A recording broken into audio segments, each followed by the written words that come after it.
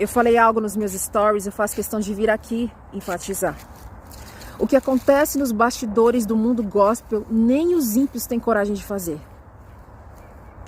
Há mais ética moral entre os incrédulos do que entre os supostos crentes, entre os ditos crentes.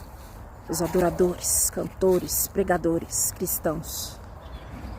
Eu digo sem medo de errar, Deus não está no gospel.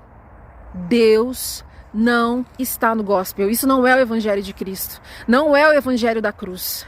Esse mercantilismo em nome de Deus não é a mensagem de Jesus. Eu sei que é difícil para você acreditar nisso. Eu falo com propriedade, pois dessa água suja eu bebi um dia. Eu sei do que eu estou falando. Por isso que eu faço questão de repetir e repetir e repetir, porque eu penso nos pequenos, nos enganados. E alguém vai entender. Eu sei que ovelhas entenderão e bodes reclamarão, mas isso não tem problema. Isso não tira a minha vontade de acordar as pessoas e de alertar, porque eu sei o quão prejudicial é viver nesse engano. Eu sei o que isso causou na minha alma, por isso que eu faço questão de falar e alertar vocês. Há dificuldade para muita gente em aceitar e acreditar, porque essas pessoas não querem que o castelo de ilusão delas desmorone, né? Você tem dificuldade de entender que essas pessoas não estão preocupadas com a sua alma, estão preocupadas com o seu consumo. É isso, com o seu consumo. Eu venho do catolicismo. Eu e toda a minha família éramos católicos e os crentes têm mania de reclamar que os católicos são idólatras. Só que vindo para o meio cristão, evangélico, eu vi que é totalmente ao contrário. Os crentes se superaram na idolatria. Ergueram ídolos, amam personalidades gospel, amam celebridades, amam popstar ungido.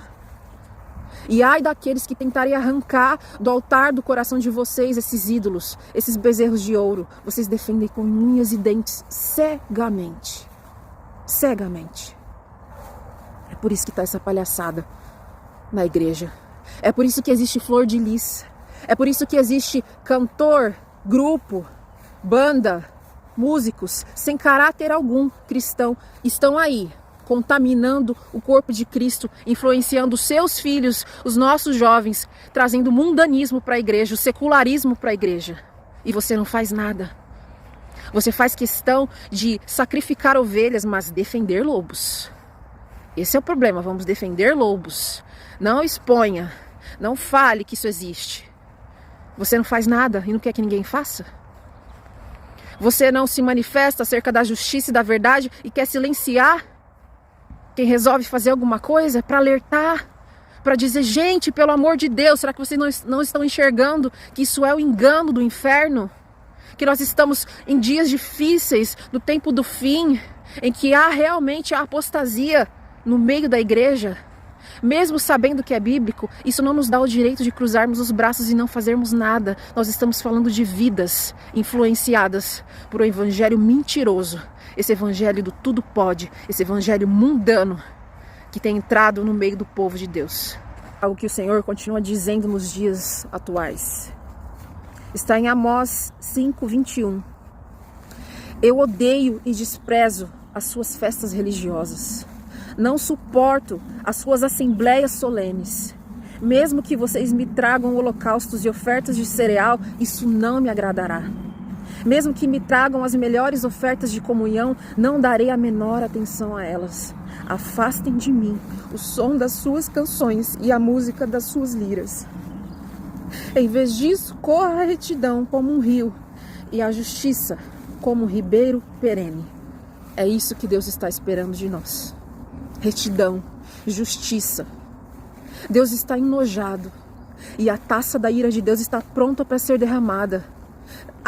Naqueles que não se arrependerem. Está pronta para ser derramada nos farsantes da fé, aqueles que usurpam a palavra de Deus, que se utilizam do evangelho para enriquecer, que se utilizam do nome de Cristo para poder conseguir status, fama, para o seu bel prazer.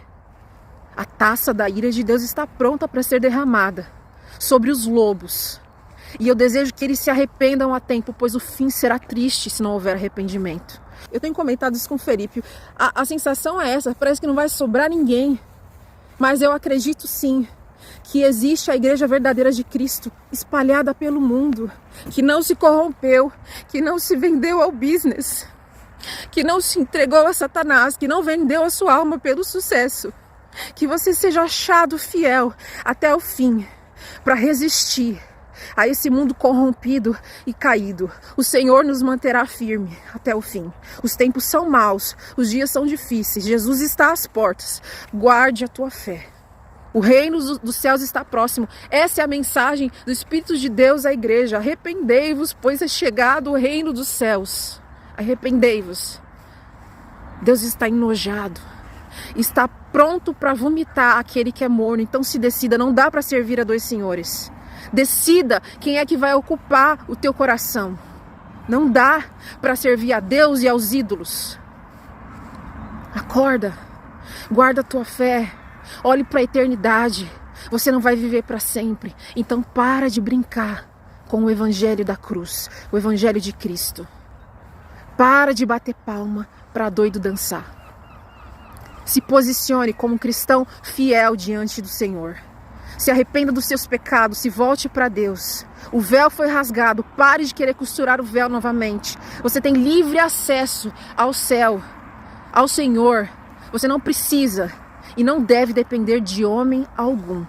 O teu acesso deve ser diretamente com o eterno Deus. Guarde a tua fé. Cuidado, os tempos são difíceis e vão piorar. A Bíblia tem que se cumprir, mas não fique de braços cruzados. Não fique. Faça algo em prol da justiça, da retidão. Ame tudo que Deus ama e odeie tudo que Deus odeia.